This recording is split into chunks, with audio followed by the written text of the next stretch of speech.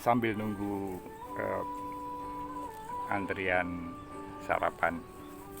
Jadi ini saya berada di salah satu kawasan bersejarah di daerah Pengging, Boyolali, Jawa Tengah. Mumpung suasananya cerah, saya sedikit ngobrol lagi tentang perjalanan bangsa ke depannya. Untuk perhelatan tahun 2024 semakin dekat,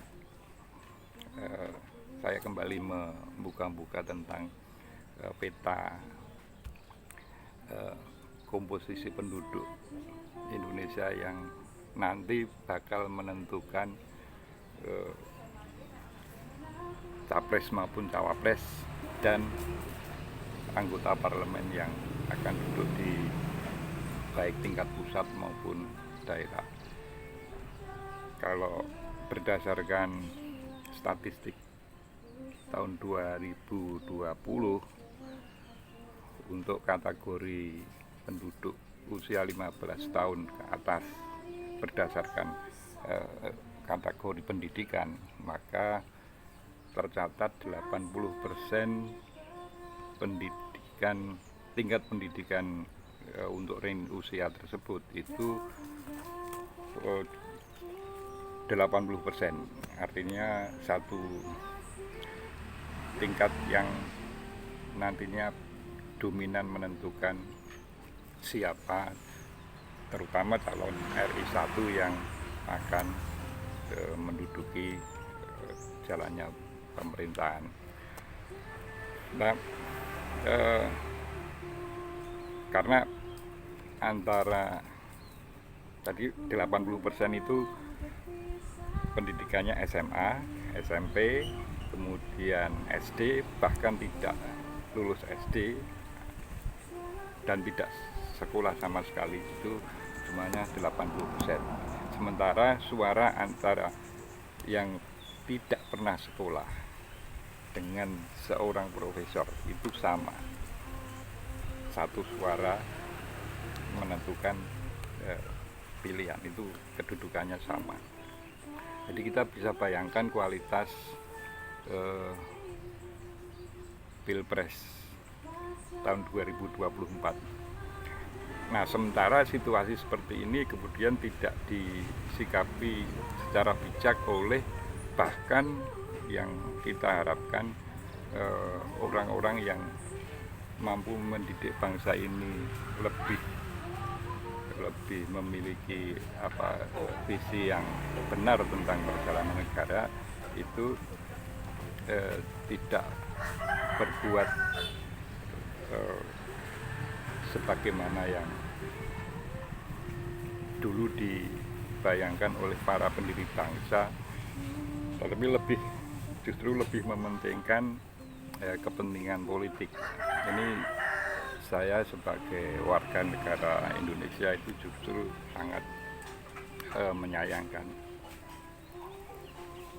Kalau di pentas nasional seperti katakanlah Bung Adi Armando yang sebetulnya seorang akademisi yang mestinya secara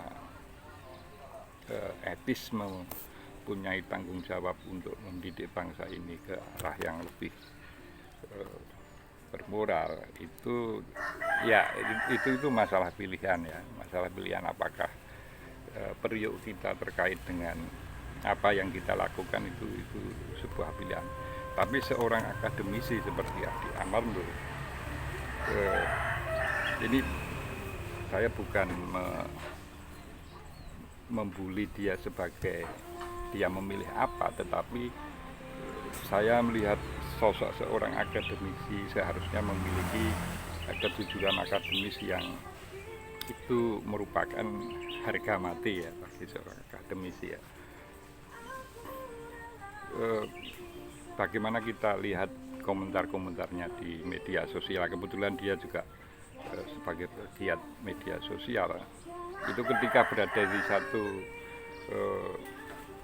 kubu dia berbicara apa, kemudian ketika dia membela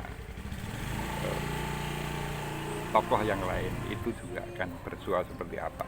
Ini artinya ada ketidakkonsistenan dalam memandang